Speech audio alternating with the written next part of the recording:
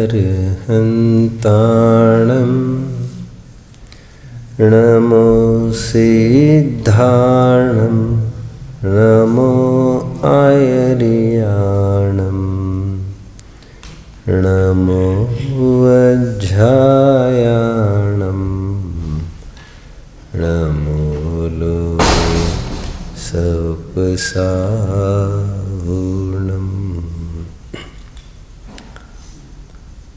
कुछ नियम शाश्वत हुआ करते हैं,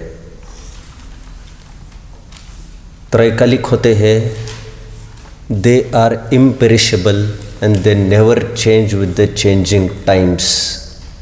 जस्ट लाइक थम्स रूल, वे तो बने रहते हैं। पत्थर की लकीर समान, पत्थर पर उकेरी लकीर के समान वे टस से मस नहीं होते, कभी भी नहीं होते। वे एक यूनिवर्सल ट्रुथ के रूप में होते हैं नियम। जैसे the sun rises in the east, एक कुछ नियम ऐसे होते हैं जो with the changing times and with the changing people they ought to be changed. व्यक्ति बदला, समय बदला, तो उनका बदला जाना जरूरी होता है नियमों का। दे आर फ्लेक्सिबल इनफ, वे बदले जा सकते हैं। इस प्रकार दो प्रकार के नियम हुआ करते हैं। फॉर एग्जाम्पल, जैसे मीटिंग है और सर्कुलर घुमाते हैं ना 10 जनों में। फॉर एग्जाम्पल 10 जनों में सर्कुलर घुमा दिया, आज मीटिंग है, रात में आज पधारना। तो मीटिंग के सब्जेक्ट वहाँ पर दिए जाते हैं कि इन विषयों पर हमें बात करनी है, जो एजेंडा छपता है। जैसे आज हम बात करेंगे कि आर्थिक दुर्बलता के ऊपर, हमारे ट्रस्ट में जो पैसे की कमी महसूस हो रही है, उसका क्या किया जाए।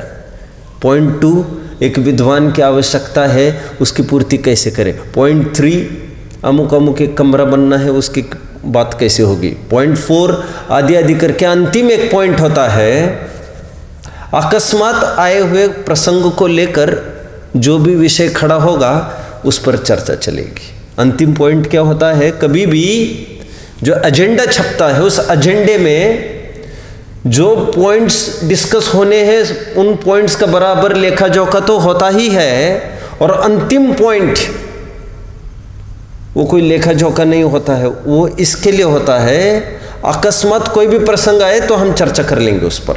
वो इसके लिए होता है, वी आर नॉट बाउंड। अचानक कुछ भी हो जाए और हम चर्चा करने लग जाए तो तुम कहोगे हमको इसका तो उल्लेख नहीं था इसमें, आप कैसे चर्चा करने लग गए। आप समझ रहे मेरी बात को। One more example, one more. जैसे हमारा कॉन्स्टिट्यूशन है, भारतीय संविधान है, उसने ये तय किया कि 2nd and 4th Saturday holiday कौन सा रहता है, सरकारी हॉलीडे। संडेज तो रहता है, एक तो 2nd and 4th Saturday, 2nd Saturday and 4th Saturday, right. एक रूल बना दिया उन्होंने, ये अनचेंजेबल रूल हो गया उनका। चेंजेबल रूल क्या हो गया, अचानक हमने तय किया कि महावीर जयंती को छुट्टी देंगे, अचानक हमको अगले साल लगा, हमने विड्रॉ कर ली वो बात, छुट्टी देना बंद कर ली। अथवा फॉर एग्जाम्पल, नाइस एग्जाम्पल, अभी महामारी फैलने लग जाए, अभी स्वाइन फ्लू आ जाए, बर्ड फ्लू आ जाए, कोरोना वायरस आ जाए, तो अचानक हम छुट्टी दे सकते हैं। इसका लेखा जोखा कोई आपको पेपर में नहीं मिलेगा, वो अचानक गवर्नमेंट उसको तय करेगी। अंतिम पॉइंट ये रखा रहता है कि ये सरकारी छुट्टियां होगी और अमुक कोई ऐसी समस्या बन जाए जिसमें राज्य के ऊपर कुछ संकट दिखे, तो तब भी कुछ भी हो सकता है, तब भी छुट्टी दी जा सकती है। ये 2 पॉइंट्स होते हैं। ठीक उसी प्रकार हमारे जैन दर्शन में भी कुछ अकाट्य रूल होते हैं जो त्रैकालिक हुआ करते हैं, and they are imperishable and never change with the changing times, और वे भी एक थम्स रूल की तरह ही काम करते हैं। थम्स रूल मतलब आप कहीं भी लगे हुए तो लग जाएंगे। और कुछ नियम ऐसे होते हैं जो परिस्थिति और प्रसंग को देखकर खड़े किए जाते हैं, विशिष्ट जीवों को होते हैं, विशिष्ट समयों में ही लागू होते हैं, और वो समय की मांग होती है, समय की जरूरत होती है। ये बुद्धिमत्ता होती है समय के अनुसार बदलने की, क्योंकि जो समय के अनुसार नहीं बदलते, like your Nokia phones, like HMT watches, out हो जाते हैं मार्केट से। With the changing times change होता है।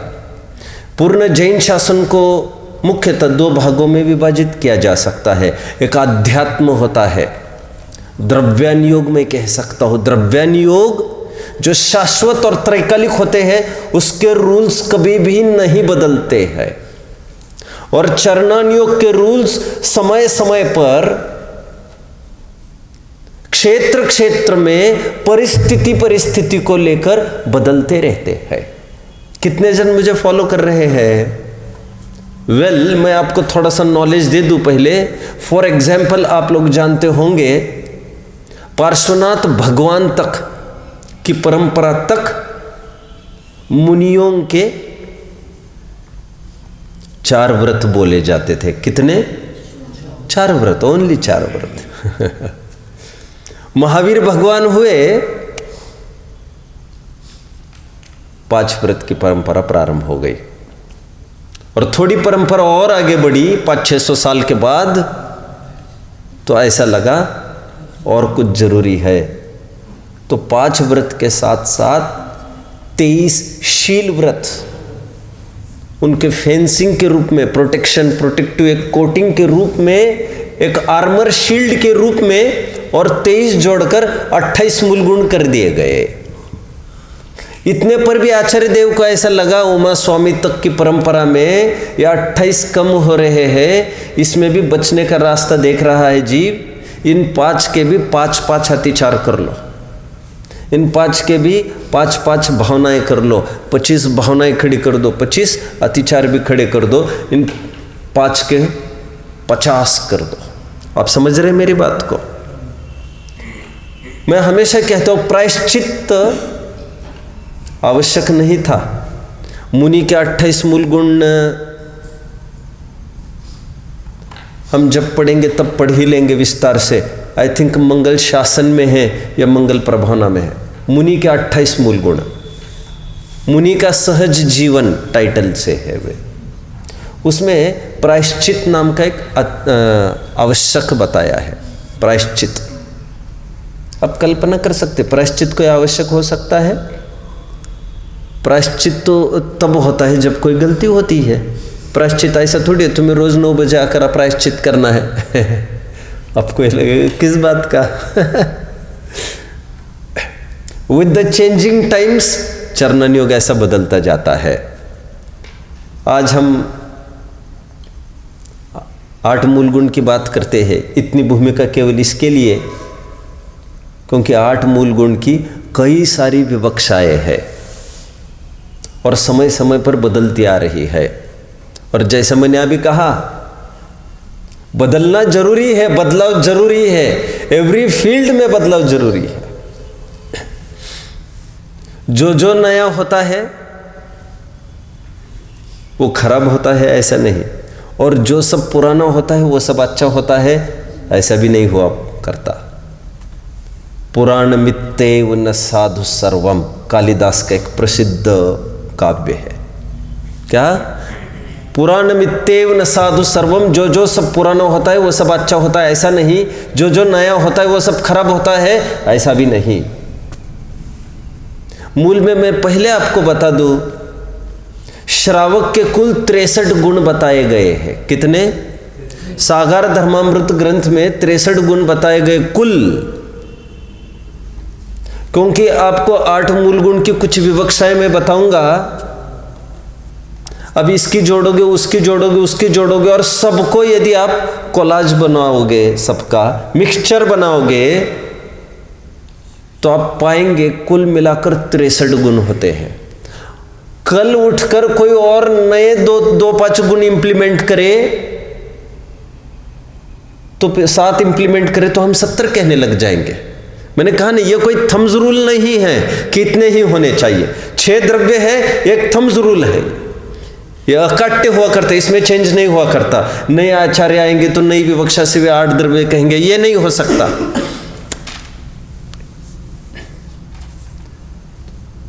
10वीं सदी में, आज से 1000 वर्ष पूर्व, कुन स्वामी के 1000 वर्ष बाद 8 मूल गुण पुरुषार्थ सिद्धि उपायकार अमृतचंद्र देव ने लॉन्च किए। वे 8 मूल गुण प्रचलित है, प्रसिद्ध है, बच्चा बच्चा जानता है, मंदिर के बाहर भी लिखे रहते हैं। वे 8 मूल गुण कौन से? जो आपने जयपुर से छपे भाग में पढ़े हैं। जयपुर के छपे जो भाग है, आई थिंक उसमें बालबोध भाग 3 में होगा या वितराग विज्ञान 1 में होगा। मध्य मांस मधु का त्याग 3, मध्य त्याग, मधु त्याग, मांस त्याग 3, फिर बड़, पाकर, उमर क्या है, कटुमर, बरगद कहो, अभी पीपर कहो, पीपल कहो, कुछ भी कहो चलेगा। ये 5 उदंबर फल हो गए, राइट। आगे बढ़ना है। ये हो गए 8 मूल गुण। आज तक हमको ये परिचित था। एक विकल्प आया, जिन चीज़ों को जीवन में लगभग हमने कभी देखा ही नहीं है, बड़, पाकर, उमर, कठुमर, पीपल, एक खत को देखा होगा मुझे लग रहा है। और मैं पूछूं आपको, बड़ क्या है, पाकर क्या है, देखा है तुमने? घबराओ मत, हमने भी कभी नहीं देखा है। और मैं इसलिए भी नहीं घबराता हूँ क्योंकि हमारे पढ़ाने वालों भी ने, हमें जिन्होंने पढ़ाया है उन्होंने भी नहीं देखा था, और वे भी ये कह रहे थे घबराओ मत, हमने कभी नहीं देखा है, हमारे पढ़ाने वालों ने भी नहीं देखा था। जिसको हमने कभी देखा ही नहीं है उसका त्याग हमने किया है, ऐसे छाती ठोक कर क्या होगा? उपलब्धि कितनी बड़ी होगी? कुछ भी नहीं होगी। जिसको हमने देखा ही नहीं है और हम ये कहे मूछ पर ताव देते हुए हमने आज तक नहीं खाया और इसलिए हम 8 मूल गुण वाले हैं और हम जैन हैं। और तब का जमाना था जब जंगलों में से गुजरना पड़ता था, तब आम तौर पर खाने में आती थी ये चीज़ें। जब भूख लगती थी तब मनुष्य खाता होगा, तो आचार्यों को कहना पड़ा कि नो, दिस इज अनफेयर, आप ये चीज़ें खाते हो, आपकी भूमिका ही नष्ट हो जाएगी, आपका जैनत्व खंडित हो जाएगा। ऐसे अभक्ष्य चीज़ खाते हो, ले लो, उसको ले लो। 8 मूल गुण में उसको लिया गया। अमृतचंद्र स्वामी के सामने एक दिग्गज आचार्य हो चुके थे।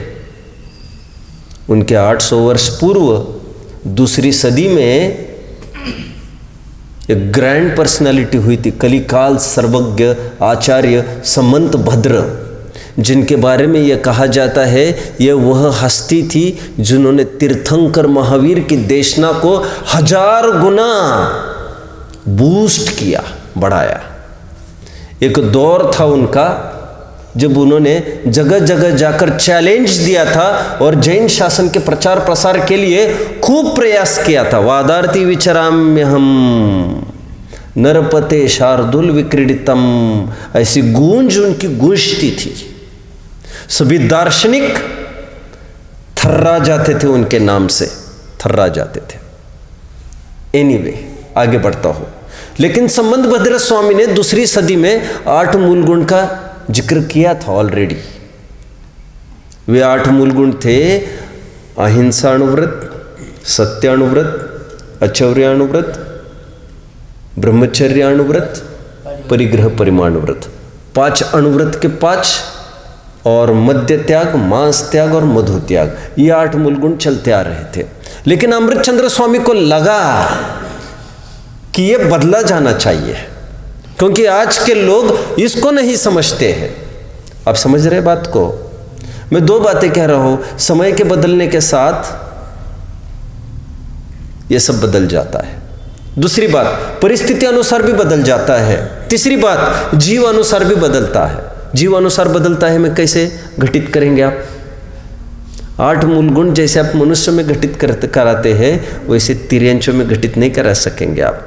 आप समझ रहे हैं मेरी बात को? अभी जैसे छने पानी की आपने बात की, करेंगे तो छना पानी, शेर भी छना पानी पिए ऐसा नहीं होगा उसका। ऐसा नहीं होगा। वो कहाँ से छन्ना लाएगा और वो कैसे छानेगा उसको? प्यासा मरेगा ऐसा भी नहीं होगा। लेकिन एक विशिष्ट मर्यादा में बहता पानी पिएगा, आदि आदि ये सब बताया गया। लेकिन बहता पानी प्रासुक है, इसीलिए मनुष्य नहीं पी सकता उसको। कितने जन समझ रहे? मैं ये कहने का प्रयास कर रहा हूं कि 8 मूल गुण, जीव बदला तो वो बदल जाते हैं, काल बदला तो बदल जाते हैं, परिस्थिति बदली तो बदल जाते हैं। इसको आपद धर्म भी कह सकते हैं। क्या कहा? आपद धर्म। आपत्ति पड़ी तो वो धर्म बन जाता है। जैसे मुनिराज को संकट काल में नौका विहार भी कर सकते हैं, वैसे देख देख कर चलते हैं। लेकिन संकट के काल में ऐसा कुछ भी हो सकता है, आपको समझना चाहिए। द्रव्य क्षेत्र काल भाव का पैरामीटर्स चरणान योग में लागू होते हैं। 8 मूल गुण की 2 विवक्षाएं हमारे पास है, एक तो आचार्य समंतभद्र की और एक तो आचार्य अमृतचंद्र की। कौन सी मानना का विषय नहीं है, क्योंकि दोनों एक ही विवक्षा है, अलग अलग रूप से समझाई गई है। अर्थात 8 मूल गुण की दोनों विवक्षाओं का समन्वय बिठाते आना चाहिए। ग्रंथ में जब जब भी 2 प्रकार की बातें मिलेगी तो मन चाहिए आपने रख ली, एक आध उड़ा दी, ऐसा नहीं होता। आगम संदधीत न तो विघटयेत। आगम के आर्ष वचन है 2, उनकी संधि बिठाने का प्रयास करना चाहिए, उनका विघटन नहीं करना चाहिए कि ये रखो और ये छोड़ो। कितने जन फॉलो कर रहे हैं? जैसे फॉर एग्जाम्पल, दोनों का समन्वय कैसे आप स्थापित करेंगे? अभी अमृतचंद्र स्वामी को और समंतभद्र स्वामी को एक ही प्लेटफॉर्म पर ला सकेंगे आप? ला सकेंगे। समंतभद्र स्वामी की परिभाषा व्यापक है। उनके एक अहिंसा अनुव्रत में ही तुम्हारे 5 उदंबर फल समा जा रहे हैं, एक अनुव्रत में।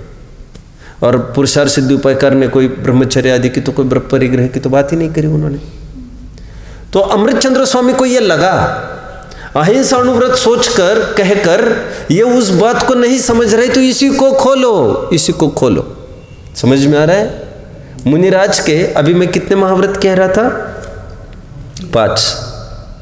5 महाव्रत होते हैं ना मुनिराज के, 5 महाव्रत। पूज्यपाद के स्वामी के आने तक इतनी भ्रष्टता आ गई थी श्वेतांबरों में कि पूज्यपाद स्वामी ने, आप जानते हैं, 6 व्रत लिखे हैं मुनियों के, 6। कौन सा लिखा होगा 6वां? रात्रि भोजन त्याग, 6वां। आप कल्पना कर सकते हैं इसकी? मुनियों के लिए लिखा है। लेकिन कैसा प्रसंग, कैसी परिस्थिति लिखी जाती है वो बात। लेकिन आते आते जब 12वीं सदी हुई और जब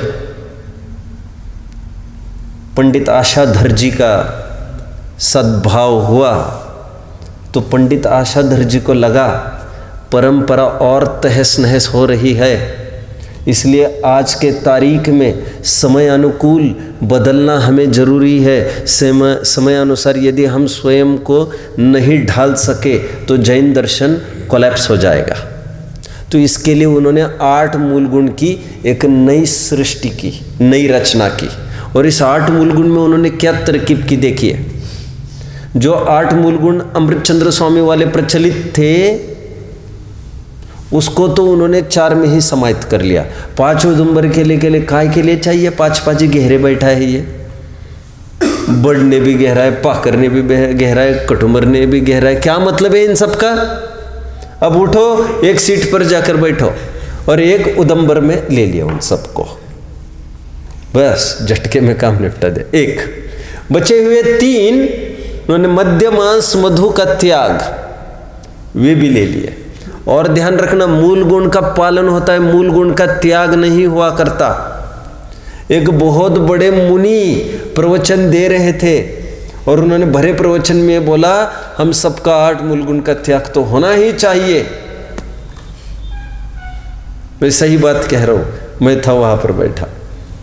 तो एक विद्वान ने उनको तुरंत कहा, महाराज जी 8 मूल गुण का त्याग नहीं ग्रहण होता है। मैं सही बात कह रहा हूँ, मैं वहाँ पर था इसलिए मैं कह रहा हूँ, नहीं तो मुझे तो जचती भी नहीं बात कि हाँ ऐसा भी हो सकता है क्या। अपने विद्वान बैठे थे एक तख्त पर और पास में अचानक तख्त मुनि का आना बन गया। उन्होंने कहा मुझे प्रवचन देना, तो एक बगल के तख्त पर उनका भी हो गया था। एनीवे आगे बढ़ते हैं। पंडित आशाधर जी ने 8 मूलगुण जो लिखे हैं वो 3 मकार का त्याग, 5 उदुम्बर का त्याग, ये 4 मूलगुण हो गए। इसके अलावा रात्रि भोजन त्याग, अनछने पानी का त्याग, नित्य देव दर्शन और जीव दया, ये 8 मूलगुण की ये विवक्षा भी उन्होंने रखी।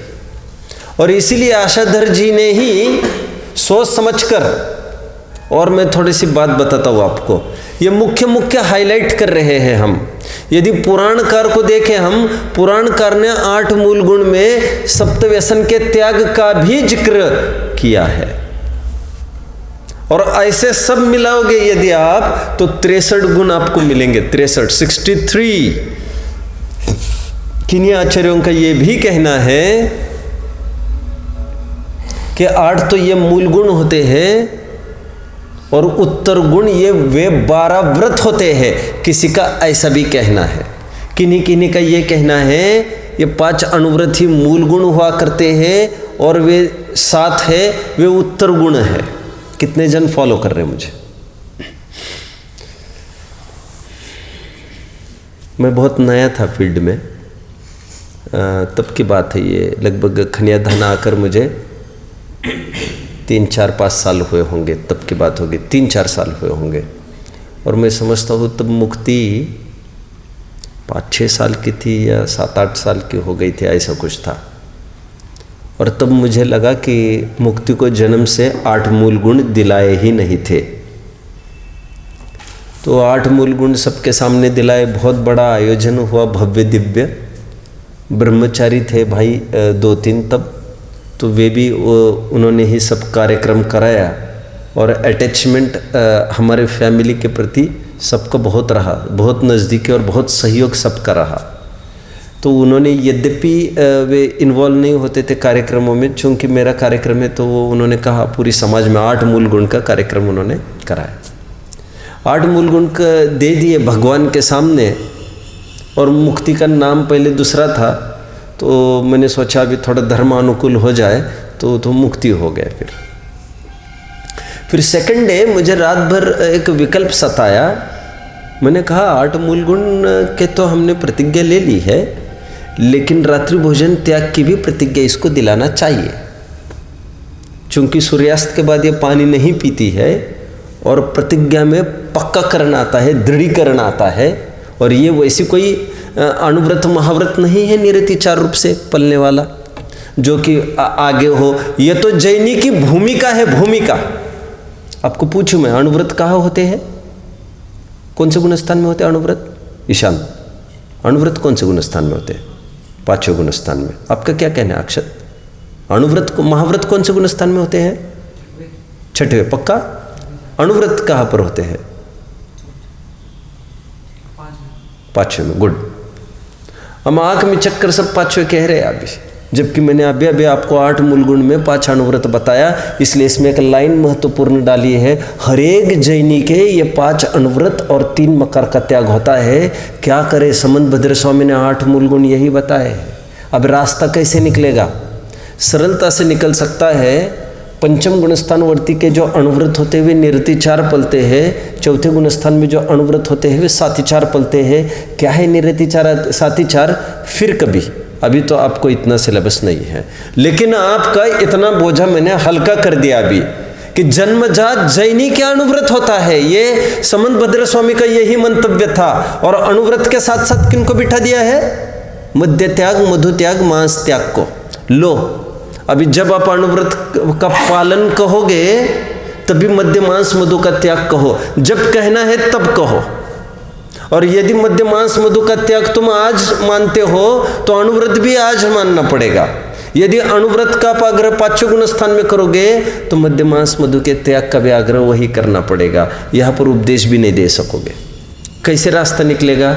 जी हाँ, मध्यमांस मधु का त्याग चौथे गुण स्थान में भी सातिचार रूप से ही होता है। जितनी कोटि का परिपालन मध्यमांस मधु के त्याग का होता है, उतनी ही कोटि का परिपालन अनुव्रत के पालन का होता है। आप समझ लेना क्या कोटि होना चाहिए। कितने जन मुझे फॉलो कर रहे हैं? 8 मूल गुण की तीसरी विवक्षा की तरफ हम बढ़ लेते हैं। एक एक की क्रमशः चर्चा करते हैं। अब हम इसमें भी हम इसका भी प्रॉपर समन्वय कर सकेंगे, यदि चाहो तो हो सकेगा इसका भी समन्वय। अभी मैं थोड़ा सा आगे बढ़ता हूँ। मैं बीच में एक बात कहना भूल गया, थोड़ी सी बात रह गई है मेरी। मैं दूसरे दिन क्या हुआ, प्रवचन के बाद मैं उठा सभा में। मैं प्रवचन के बाद मतलब मैं बैठा था नीचे सुनने के लिए।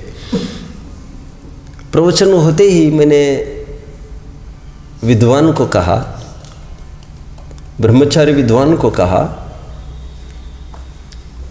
कि जिनवानी स्तुति हुई है, आप थोड़ी जनता को रोकिए। उन्होंने कहा कारण? मैंने कहा कल हमने 200-400 जनों के सामने मुक्ति को 8 मूल गुण दिलाए हैं, उसको रात्रि भोजन त्याग कराया ही नहीं। तो वो भी कराने का भाव था मेरा। मैं कल भूल गया, सभी लोगों के सामने पब्लिक डिक्लेरेशन हो जाए।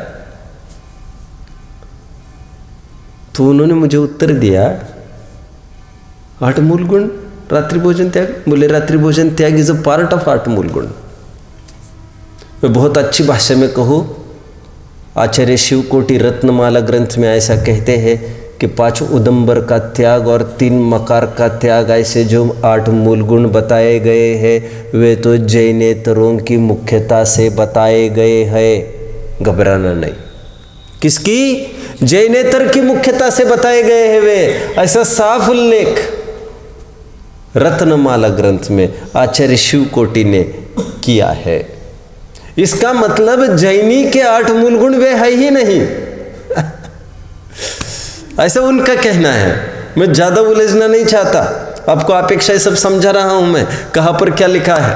मुझे ज़्यादा नहीं बोलना है क्योंकि 1 घंटे में मुझे पूरा चैप्टर भी देना है आपको। तो उन्होंने कहा रात्रि भोजन त्याग उसका हो ही गया है।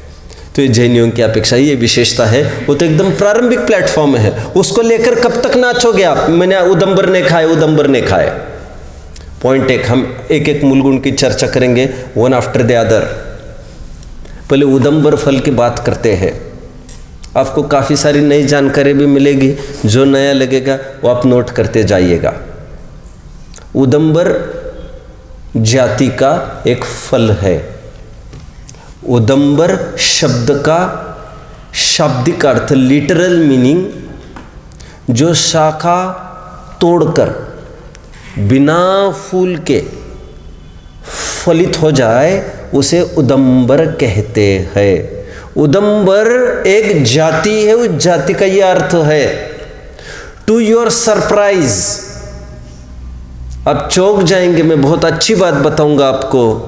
आपने अंजीर देखा है? आप लोगों ने किसी ने देखा है? वो भी एक उदंबर का ही एक पार्ट है। डिक्शनरी में आप यदि देखते हैं, अमर शब्दकोश में, हिंदी डिक्शनरी में उदंबर शब्द का अर्थ वहां पर आपको मिलेगा जंतु फल। बात टैली हो गई, टैली हो गई। क्या नाम दिया उन्होंने? जंतु फल। इसका मतलब ये लोक स्वीकृत बात है कि जंतुओं से भरा यह फल है। और आम तौर पर भी आप उस अंजीर को बनाओगे तो आप उसमें बिलबिलाते चलते हुए जीव देख पाएंगे। आपका नहीं बना होगा योग उसको बनाकर हाथ लगाने का भी, क्योंकि आप you come from a very cultural family, you are very nicely cultivated over there. बहुत अच्छा आपको ये संस्कार मिले हैं। लेकिन यदि बाय चांस आपने पेड़ से गिरे हुए पत्थर को कभी पेड़ से गिरे हुए गूलर को देखा होगा, ऐसे कोई फल को, तो वो जैसे फल नीचे गिरा वो फूटा और जीव बाहर बाहर निकले। आप ऐसे भी देख सकते हैं। इसलिए इसको दिस इज टर्म्ड एज जंतु फल इन डिक्शनरी। इसलिए उदंबर फल के त्यागी होते हैं जीव। परसों मैं कुछ विशेष चर्चा करूंगा परसों के दिन। अच्छा, परसों आप नहीं हो रात में, वो सॉरी देन, मुझे थोड़ी चर्चा अभी कर लेता हूं फिर मैं। ये जो अभक्ष है उदंबर, ये हिंसा मूलक है। क्या कहा? हम इसको कैटेगराइज भी करते जाते हैं। अभक्ष क्यों है ये? खाना क्यों नहीं चाहिए? क्योंकि इसमें हिंसा होती है। Coming to the next point now, coming to the next point. और तरस का त्यागी है जैनी, तरस को नहीं सेवन कर सकता। आगे बढ़ते हैं। उदंबर के बाद मद्य की चर्चा हम कर लेते हैं। मद्य, फिर मांस, फिर मधु। मद्य is nothing but wine. Hindu ग्रंथों में लिखा है चत्वारी नरक द्वारम। क्या है? फेमस स्टेटमेंट है उनका, छंद है। चत्वारी नरक द्वारम कहकर नरक के 4 द्वार बताए हैं, जिसमें सुरापान एक नरक का एक द्वार बताया गया है। और शराब पीने वाला जमीन पर ही नहीं चल सकता, इतने धीर गंभीर मोक्ष मार्ग पर कैसे चलेगा? कोई बेवकूफ़ी का काम थोड़ी है ये। 28 मूल गुण का पालक जिन्होंने सब कुछ छोड़ा है, उसकी भी क्षमता नहीं है आत्मज्ञान के बिना मोक्ष मार्ग पर चलने की। और अरे गहरे जो ढंग से लोक व्यवहार भी नहीं समझते हैं, पत्नी और माँ का भी अंतर नहीं समझ पा रहे हैं, वे जीव और अजीव का अंतर कैसे समझेंगे? थोड़ी शास्त्रीय बात कहूँगा, थोड़ा कॉम्प्लिकेटेड होगा, I am very sorry. 1 minute आपका लूँगा। सम्यक दर्शन किस हालत में प्रकट होता है? ऐसी चर्चा ही जिनवानी में। क्या किस हालत में प्रकट होगा? क्या लिखा मालूम? होश हवास में मनुष्य की अपेक्षा 8 वर्ष पूरे हो जाए, भव्य तो होना ही चाहिए, संगीत तो है ही। और तो और समझिए थोड़ी सी बात को मेरी, मैं जिसके पीछे इतना कह रहा हूँ। लेश्या तीव्र नहीं चाहिए उसकी, एकदम मंद लेश्या चाहिए। 3 शुभ लेश्याओं में ये वो चाहिए। कृष्ण नील कापुत होगी तो उसको सम्यक तो जनरेट नहीं होगा। बात समझ रहे हैं आप लोग? और निद्रा में बिल्कुल नहीं चाहिए, ऐसी थोड़ी गाफिलता में बिल्कुल नहीं चाहिए। एकदम होश हवास में डेवलप होता है सम्यक्त्व। डेवलप होने के बाद रिटेंशन हो सकता है, बेहोशी में भी, निद्रा में भी बना रह सकता है। उत्पत्ति नहीं होती, होश हवास में ही होती है। मैं इतना सारा क्यों बता रहा हूँ? इतना सारा क्यों बता रहा हूँ मैं? जो कभी नाली में गिर रहा है, जो कभी कहीं गिर रहा है, उसको सम्यक्त्व की प्रगटता की बात करते हो। जिसको सामाजिक स्टेटस ही नहीं है, वो उपदेश सुनने के लिए कैसे स्वाध्याय भवन में आएगा? देव दर्शन करने के लिए कैसे मंदिर में आ पाएगा? कुछ नहीं कर पाएगा। वो उसके हाथ से कोई आहार नहीं लेगा, और उसकी लड़की से कोई ब्याहता तक नहीं है, जबकि लड़की ने कुछ पी है क्या? लेकिन फिर भी नहीं होता ऐसा। ये पिएगा तो उसको चढ़ेगी क्या? नहीं, फिर भी नहीं होता। इतना सोशल स्टेटस भी जिसको नहीं है। आगे बढ़ता हो। मद्य के सेवन से ये हिंसा मूलक तो है ही, सड़ा गलाकर बनाई जाती है। जितनी ज़्यादा सड़ी हुई, मैं ज़्यादा आपको नॉलेज नहीं देना चाहता इस चीज़ का, कोई मतलब नहीं है। जितना ज़्यादा सड़ जाए उतनी ज़्यादा कीमत देती है शराब। आप लोगों ने देखा होगा, मैंने बच्चों को उदाहरण दिया था, विदेशों में जो बॉन फायर क्या कहते हैं उसको, जो वो उनके वो घरों में होते हैं, वहाँ पर जलाते हैं कोने में। देखा है आपने? देखा है। तो उस बॉन फायर में जो वहाँ पर एक वार्म रूम करते हैं वे, वहीं पर बगल में शराब रखी रहती है बोतल। वो केवल इसलिए होती है कि वो गर्म हो जाए तो फर्मेंटेशन ज़्यादा हो, वो ज़्यादा नशा पैदा कराएगी। आप समझ रहे हैं मेरी बात को मैं क्यों कह रहा हूँ? और जितने सड़ने की प्रक्रिया होगी उतनी जीवोत्पत्ति होगी। सुबह की भाषा में आज हम एक पाठ देख रहे थे बाजारू वस्तुओं के त्याग के बारे में। मंगल प्रज्ञा 2 चैप्टर 4 में हमने देखा फर्मेंटेशन के बारे में। ईस्ट की मैं बात कर रहा था, आप समझ रहे हैं ना? ईस्ट YEAST, और उसमें आपने पढ़ा होगा स्कूल में उसके स्ट्रक्चर, पेनिसिलिन वगैरह स्ट्रक्चर ऐसा कुछ होगा ना उसका। आगे बढ़ते हैं। मद्य की बात मैंने की। मद्य शराब इतनी हिंसक पद्धति से बनती है कि उसको सड़ाया गलाया जाता है। कितने कितने दिन सड़े हुए अंगूर, कितने सड़े हुए महुआ के फूल वगैरह, ये सब कैसी बनती है रेसिपी मुझे नहीं बताना आपको। ये बहुत सड़ा गला कर बनाई जाती है और इसमें अभक्ष्यता की हिंसा मूलक है, सभ्यता मूलक है। क्या कहा? मतलब उसको पीना असभ्य भी माना जाता है। और थर्ड, स्वास्थ्य मूलक भी ये योग्य नहीं है। तीनों अपेक्षा से ये ठीक नहीं है। सभी प्रकार का भक्ष्य इसमें है। मद्य हुआ, मांस की तरफ बढ़िए। लोक नगर ढिंग ना करे, मरघट को वास, हाय रे मांसा हारियो, घट को किया मसान। क्या कुछ समझे मेरी बात को? समझे? लोग नगर ढिंग ना करे, मरघट को वास।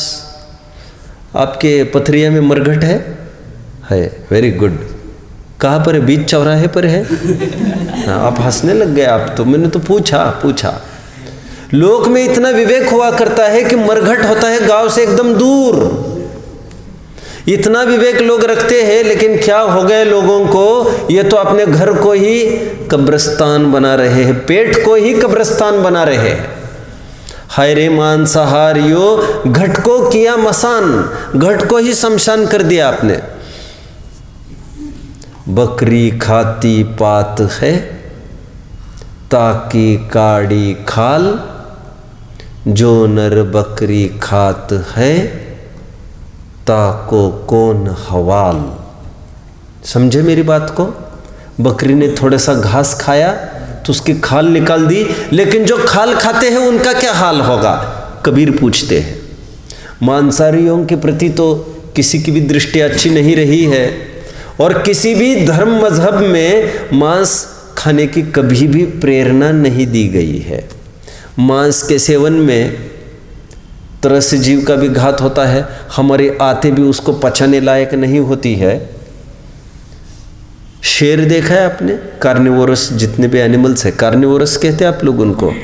There teeth are canine, sharpened होते हैं टू टियर द फ्लेश। उनके हाथ और दांत बने ही उस दृष्टि के हैं। लेकिन ऐसा होने पर भी जब सम्यक तो हो गया था शेर को, महावीर के जीव को, तो मरने की कीमत पर भी उन्होंने फिर उसका सेवन नहीं किया था। मांस सेवन में बहुत हिंसा होती है। आज सुबह काफ़ी हमारी चर्चा चल चुकी है इसमें। और अकबर के ज़माने में भी 10 लक्षणों में, अष्टानिकाओं में, पहले ज़माने में तो चलता था। दूज को, पंचमी को, अष्टमी को, 14 को, पूनम को, 11 को, इन सब तिथियों को सब शराब खाने, ईंट की भट्टियाँ, मटके बनाने वाले कुम्हार वगैरह, ये कोल्हू में काम, ये जो तेली लोग होते थे जो चलाते थे कोल्हू, वो तेल भी नहीं निकालते थे। इतना विवेक पहले हुआ करता था। इसमें हिंसा होती है तो मांस वगैरह का काम नहीं होता था पहले। सब मांसाहार का एकदम स्टॉप किया जाता था। ऐसा भी सुनते हैं तब अकबर वगैरह ने भी मांस का त्याग किया था। एनीवे, मुझे तो आपको ये कहना है, मांस मनुष्य के लायक है ही नहीं, खाने लायक। इसलिए मांस का भी त्याग होना जरूरी है। और यदि नहीं होता है इतनी हिंसक प्रवृत्ति में, उसको सम्यक्त्व कदापि नहीं हो सकता। 2, मद्य, मांस, मधु। शहद की हम बात करते हैं, शहद। और देखिए अभी ये जो कोरोना वायरस जो फैल रहा है, थोड़े टाइम पहले जैसा मैंने कहा स्वाइन फ्लू फैला था, और उसके थोड़े टाइम पहले एक बर्ड फ्लू फैला था। इतना तो जानते ही होंगे आप लोग। और बर्ड फ्लू के पीछे कितनी मुर्गियों को मारा गया था, किनके कारण फैल रहा है, इनके कारण फैल रहा है। फिर स्वाइन फ्लू में कितने पशुओं को, हजारों को मौत के घाट उतारा। और अभी लोग सजग हो गए, अभी कहते मांसाहार मत करो, उनके माध्यम से बहुत जहर होता, फैलता है। बहुत होता है ऐसा, बहुत होता है।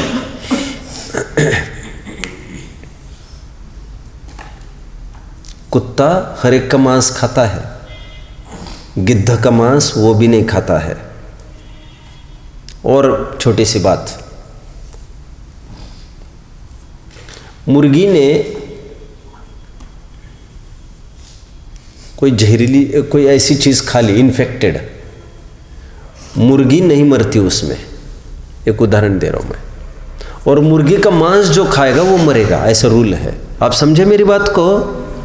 जैसे किसी को टीबी हुआ तो वो थूक गया वो, मुर्गी ने उसको खाया, मुर्गी को कुछ नहीं होगा, मतलब नॉर्मली कुछ हुआ तो उसका फ्लैश जो खाएगा कितने भी दिन बाद, जो मीट खाएगा उसका जो भी है, उसका सर्वाइवल नहीं होगा, वो भी उसको वैसे रोग होगा, पागलपन होना हो वैसा, ये सब बातें होती रहती है।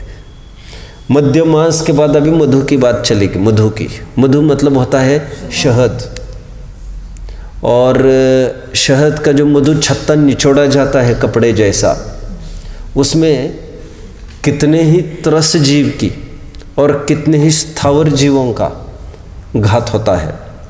इसमें भी अभक्ष लगाना हो तो ये सभ्यता मूलक भी अभक्ष है। सभ्यता मूलक मतलब सभ्य भी नहीं है इसको खाना, क्योंकि लार मूत्र वहीं पर क्षेपण करते हैं जीव, वो एक्चुअली मुंह में ही रख कर लाए हैं ना। शहद मतलब क्या है एक्चुअली?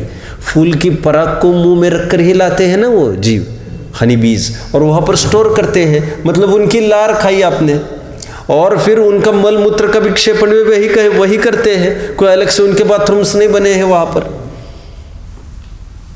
ये असभ्य भी माना जाता है, हिंसा मूलक भी है, और वैसे प्रमादजनक भी होता है। इसको सेवन करना तो ये हर प्रकार का अभक्ष्य माना जाता है। कितने की चर्चा हमने की?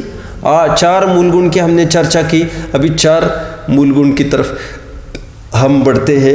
ये थोड़ा सरल था, थोड़े विशेष की तरफ हम बढ़ते हैं। सबसे पहले हम लेते हैं रात्रि भोजन त्याग की, हम चर्चा कर लेते हैं। रात्रि भोजन के सेवन में द्रव्य हिंसा होती है एक, और दूसरी बात उसके सेवन में गृद्धता अधिक होती है।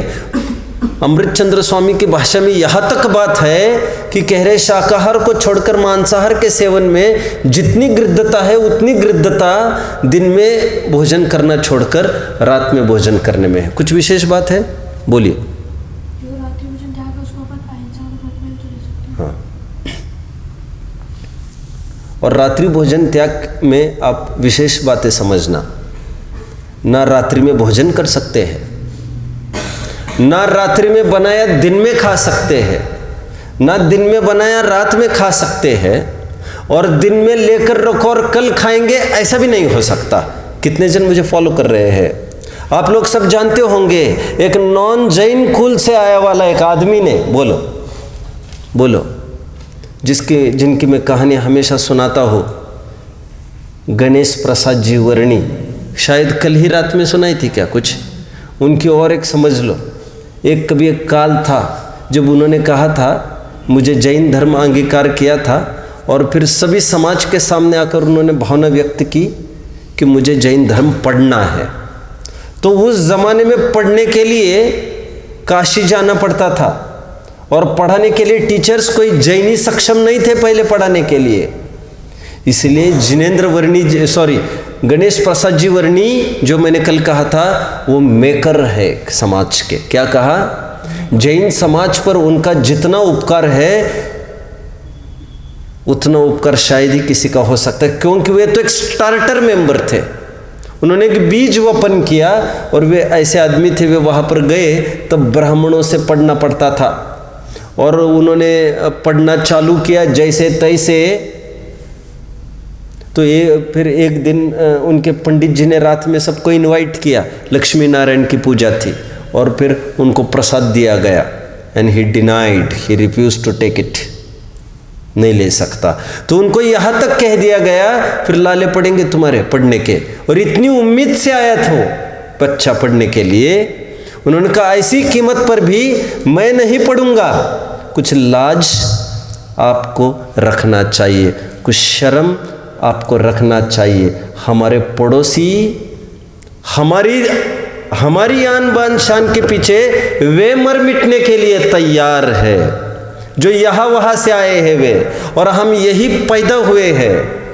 रात्रि भोजन त्याग का पाठ अलग सा आई थिंक मंगल शासन में चलेगा, वहाँ पर आपको ये बताया जाएगा। रात्रि भोजन त्याग का तात्पर्य रात्रि में चारों आहार का त्याग हुआ करता है। सूर्यास्त में पानी पीना खून पीने बराबर होता है। आपो रुधिर मुच्यते, क्या कहा? मूल छंद है गीता के ये। रात्रो अपर युधिष्ठिर, क्या लिखा है उन्होंने? हे युधिष्ठिर, तुम रात में खाने की बात करते हो, रात में तो पानी भी नहीं पिया जा सकता। ये मूल छंद उनके मिलेंगे। मार्कंडेय पुराण का मैंने और एक छंद बोला अभी, जिसमें 2 शब्द आए हैं जो मैंने अभी कहा। अन्नम मांस समम, क्या लिखा? अन्नम मांस। और दूसरा आया अपो रुधिर मुच्यते, पानी पीना खून पीने बराबर। सावधान, अटेंशन अटेंशन। बहकाने वाले, बरगलाने वाले, हमको ट्रैक से डिस्ट्रैक्ट करने वाले जगह जगह हमारे अगल बगल में है। वे ही जो जैन कुल में जन्मते हुए कहते हैं ऐसे थोड़ी, ऐसा थोड़ी होता है।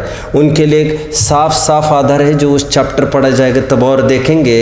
जैनेतरों ग्रंथों में ऐसा भी हवाला मिला है जिसमें ये कहते हैं, सूर्यास्त की बात करते हो तुम, सूर्यास्त के 1 मुहूर्त पहले ही आहार का त्याग करना चाहिए।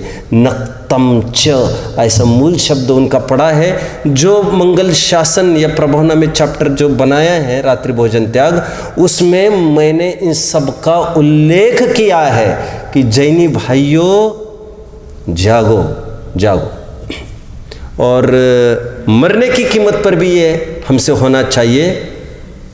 बोलिए बोलिए, एक जन का नाम याद आ रहा है आपको जिसने मरण को वरा लेकिन रात्रि में पानी नहीं पिया?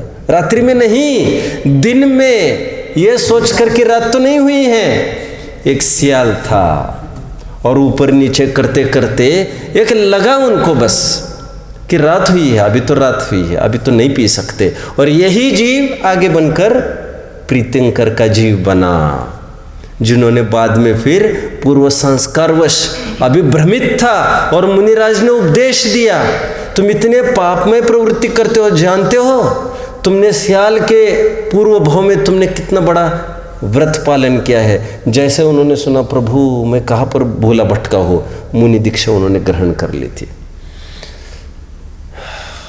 एक ज़माना, एक दौर ऐसा चला है जब अंग्रेज़ों के ज़माने में, मुग़ल शासन में, वैसे मैं बहुत टाइम ये बात कहता हूँ, मैं एक बार चेतन दास जी की टीका पढ़ रहा था तत्वार सूत्र की, उसमें आपको भी पढ़ना चाहिए, आपको भी मिलेगा। बहुत जन ने मैंने कहने पर बहुत जन ने टटोला है इस प्रकरण को, शायद आप में से एक हद जन सर्च करने का प्रयास करेगा। उसमें मंगलाचरण के रूप में उन्होंने 60-70 छंद लगाए हैं चेतन दास जी ने टीका में। उसमें लगभग 50 से 55 के छंद के बीच में उन्होंने अंग्रेज़ों का, मंगलाचरण में अंग्रेज़ों की जय जयकार की है। हैं, ये क्या बात करते हैं आप? पंच परमेष्ठी की तो करते ही आए हैं। क्वीन विक्टोरिया को याद किया, जॉर्ज पंचम को याद किया, एलिजाबेथ को याद किया। ये किसके पीछे याद किया जा रहा है? कहते हैं ये और जनों को कैसे है ये नहीं कह सकते, लेकिन न्याय प्रियों के लिए, हम जैनियों के लिए ये देवता समान है। यदि ये नहीं होते तो ये ग्रंथ लिखने का काम मैं पूरा नहीं कर सकता होता। अंग्रेज़ों के ज़माने की यह हालत थी और जैनियों का इतना रुतबा था, तब क्वीन विक्टोरिया ने तक बोल दिया था कि जैनी लोग सूर्यास्त के बाद कुछ भी नहीं लेते हैं, ये जहाँ पर भी कुछ कार्यरत होंगे उनको सूर्यास्त से 1 घंटा पहले रिलीज किया जाए। इतनी अनुकूलता हमको पराधीनता के काल में भी थी।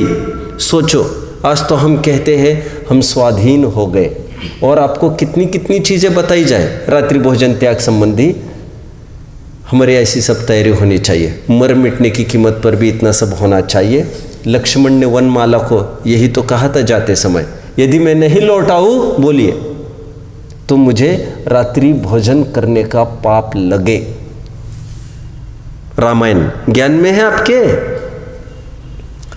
और काफ़ी सारे अपने लीडर्स भी हुए बीच बीच में, पॉलिटिकल लीडर्स, जो रात में कभी कुछ नहीं लेते थे। अभी वो कितने मात्रा में नहीं लेते होंगे ये नहीं जानता, लेकिन एक निर्मल कुमार जी हुए जो गवर्नर रहे हैं राजस्थान के, और जबलपुर से बिलोंग करते थे। मैंने बच्चों को काफ़ी बताया, वे गवर्नर जब बने थे तो उन्होंने पहला मैसेज सेंड किया था। सब उन्होंने जो उनको क्वार्टर्स मिला था वहाँ पर रहने के लिए, मतलब इतनी बड़ी पोस्ट का आदमी, गवर्नर मतलब मेन पर्सन है स्टेट का, तो उन्होंने कहा तो सूर्यास्त के बाद यहाँ पर चौका बंद रहेगा, जो रात में 2-2, 3-3 बजे तक चलता था, क्योंकि वो तो एक गेस्ट हाउस था, कोई भी आते थे वहाँ पर, मंत्री के पास, संतरी के पास तो कोई भी आते रहते हैं। लेकिन उन्होंने कहा था सूर्यास्त के 1 घंटे पहले मैं करूँगा, फिर पूरा स्टाफ करेगा सूर्यास्त के पहले। इतना उन्होंने राज के पद में सब किया था, हमको शर्म करना चाहिए।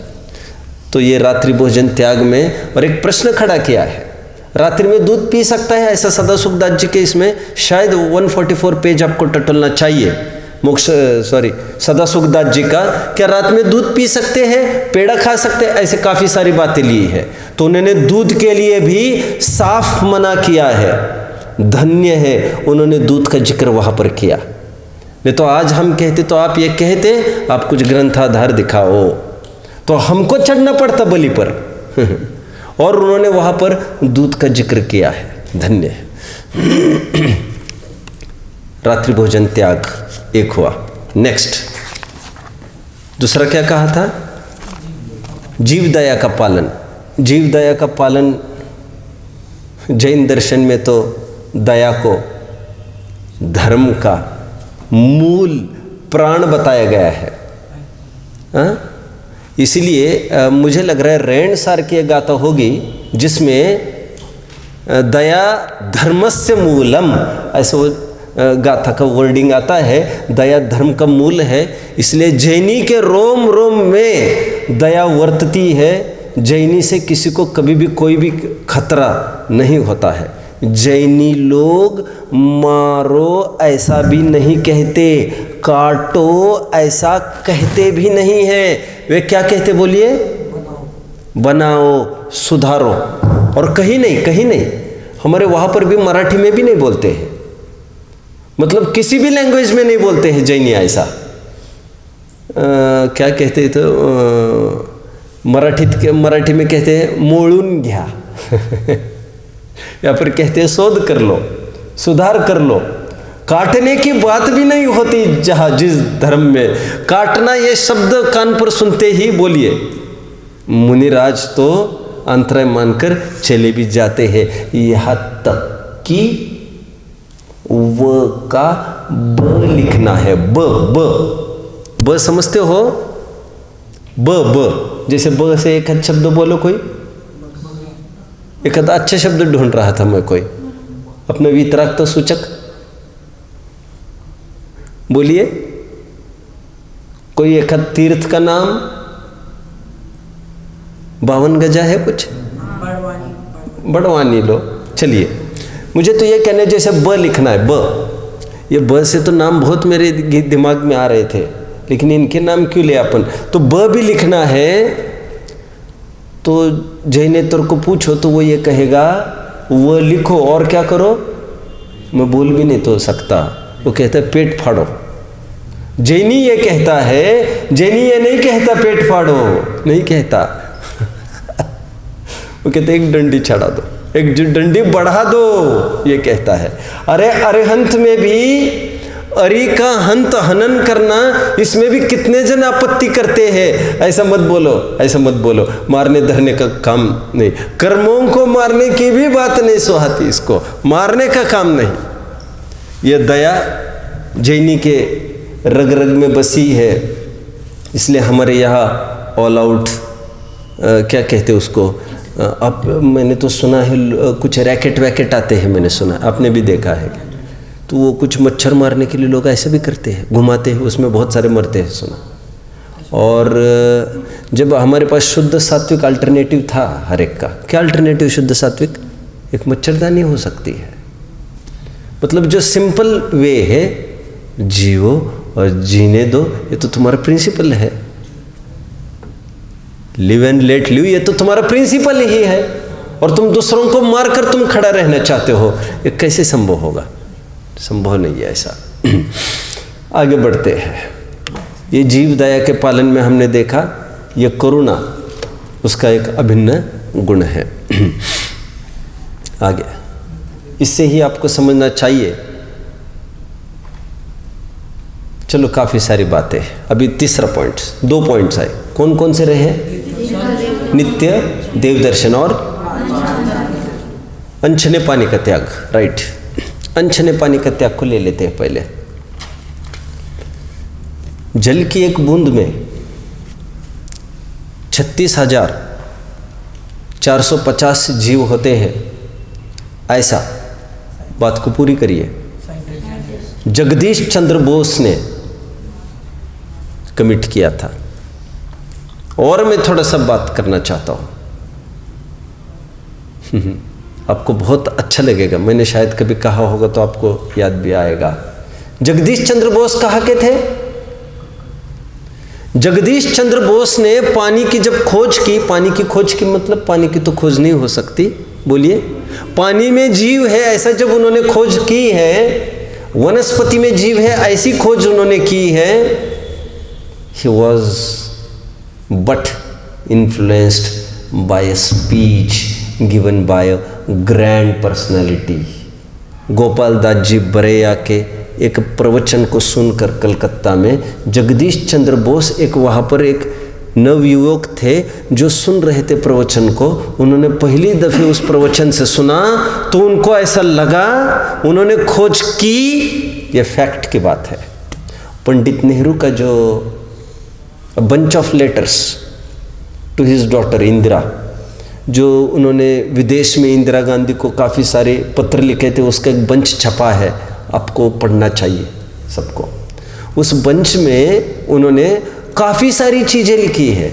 नेहरू जी लिख रहे हैं, तुम्हें पता है हिंदू, तुम्हें पता है ये रॉक में भी लाइफ है, एंड जैन्स भी ऐसा मानते हैं, और इसमें भी वनस्पति में भी जीव होता है। ये सब चर्चा चल रही है, बता रहे हैं। मैं इतना सारा क्यों बता रहा हूँ? जल की एक बूंद में 36,450 जीव है, ये बोलो, ये तो जगदीश चंद्र बोस बोल रहे थे।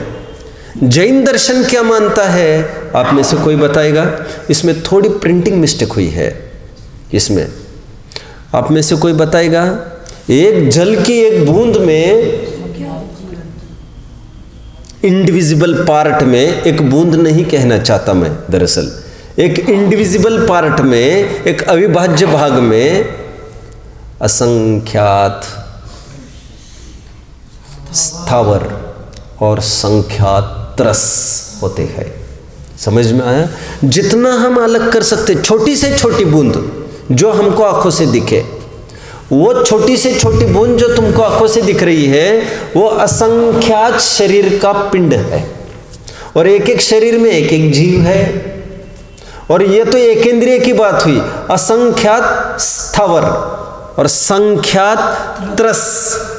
तो हम हजार हजार नहीं मानते, हम तो संख्यात मतलब करोड़ों भी बात नहीं करना, इतना ही उल्लेख हमारे पास है। आपको याद आ रहा होगा, इसी भूतल पर लगभग आज से 1200-1300 वर्ष पहले, 1200 वर्ष पहले, एक लड़का अपनी माँ के साथ नदी के किनारे से निकलते हुए उन्होंने अचानक देखा कि सामने दूर कोई एक आदमी को किसी एक आदमी ने आकर तलवार से आकर गर्दन छाट दी। अरे माँ, ये क्या हो गया, क्या हो गया, ये क्या हो गया? बेटा, मुगलों का आतंक है ना। क्या कहा? बेटा, मुगलों का आतंक छाया है ना, लेकिन क्यों, आखिर क्यों मारा? तो उन्होंने कहा, ये जैनी के प्रति बहुत घृणा करते हैं, और जो जो पानी छानता है उसके लिए ऐसा हुक्म जारी हुआ है। जैनियों की एक निशानी मानी जाती है।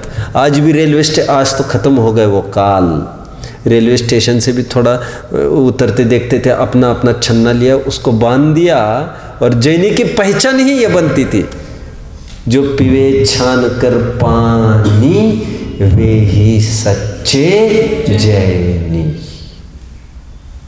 ये इतना ही देखा उन्होंने, क्या ऐसा कर रही है दुष्ट राजा, ये जैनियों को पानी छानने नहीं दे रहा है।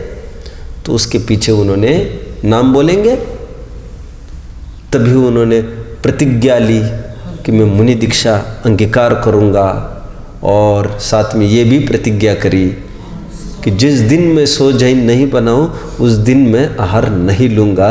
यही थे वे आगर्भ दिगंबर आचार्य जिनसेन, शायद जिनकी कल भी चर्चा आई थी।